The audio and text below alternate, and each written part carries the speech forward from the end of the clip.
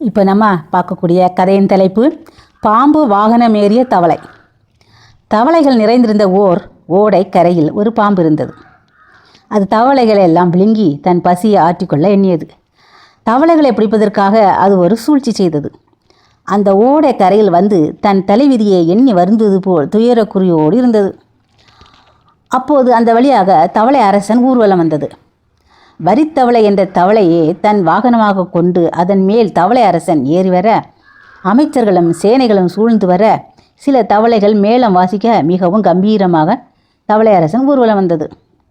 கரையின் மேல் கவலையுடன் உட்கார்ந்திருந்த பாம்பை கண்டதும் தன் தூதன் ஒருவனை அனுப்பி என்ன காரணம் என்று அறிந்து வர சொல்லிட்டு தவளை அரசன்.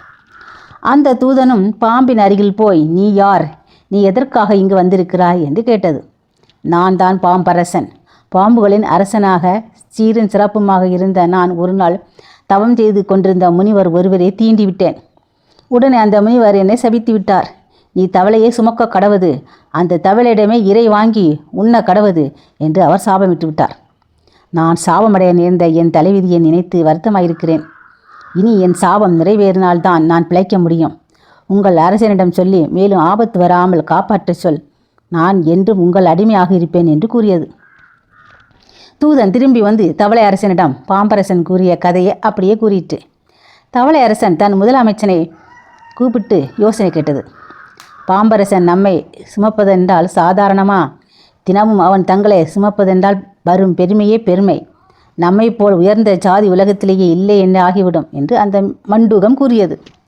உடனே தவளை அரசன் பாம்பரசனை கூட்டி வர சொல்லியது. பாம்பே, நீ என்னை தினமும் சுமந்து கொண்டிருந்தால் ஒவ்வொரு நாளும் ஒவ்வொரு தவளை உனக்கு உணவாக கிடைக்கும் என்று கூறியது. ஆகா, என் பாக்கியம்! சீக்கிரம் என் சாபம் தீர்ந்தால் போதுமானது என்று சொல்லி தலையை குனிந்தது பாம்பு. அதன் தலையின் மேல் தவளை அரசன் ஏறி கொண்டது. இன்று என் எண்ணம் பலித்தது. இந்த தவளைகள் எல்லாம் என் வயிற்றுக்குத்தான் என்று மனதிற்குள் எண்ணிக்கொண்ட பாம்பு தவளை அரசனை பார்த்து, இனி நான் உங்களை பிரியவே மாட்டேன் என்று சொன்னது. தவளை அரசனும் மனமகிழ்ந்து ஒரு தவளையை தின்று கொள்ளும்படி அனுமதி கொடுத்தது. ஒவ்வொரு நாளும் ஏதாவது சொல்லி தவளையை மனமகிழ வைத்து பாம்பு ஒவ்வொரு தவளையாக விளங்கி கொண்டு வந்தது. கடைசியில் தவளை அரசனை தவிர மீதி தவளைகள் முழுக்க இரையாகிவிட்டன. அப்போதுதான் தவளை அரசனுக்கு தான் மோசம் போனது புரிந்தது. தவளை அரசன் கவலைப்பட தொடங்கிவிட்டதை கண்ட பாம்பு மெல்ல கீழே இறக்கி அதன் வலை எதிரில் விட்டது.